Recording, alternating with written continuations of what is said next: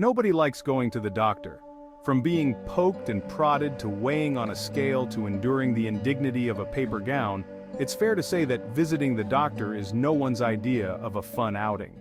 However, it is necessary to maintain good health and prevent pre-existing conditions from worsening. So when I know my appointment is coming up, I take some small steps a few days to a few weeks in advance to help the day go smoothly. First, I begin writing down any symptoms or issues I've been having that I can remember. This can range from trouble sleeping to persistent pain, or even bouts of mild confusion and disorientation. Even if I'm simply feeling a little off physically or ill at ease, I mark that down as something to mention to the doctor. You never know what minor symptom can be a sign of a major problem. Then I take my blood pressure twice a day at least 3 times before my upcoming appointment. Next, I make a list of all the medications and supplements I'm currently taking and write down any questions I can think of leading up to the day.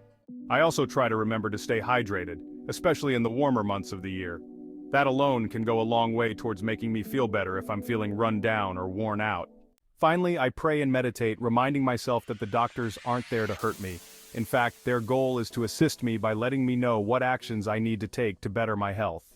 A visit to the doctor may not be the most pleasant thing, but learning how to live a long and healthy life is certainly up there.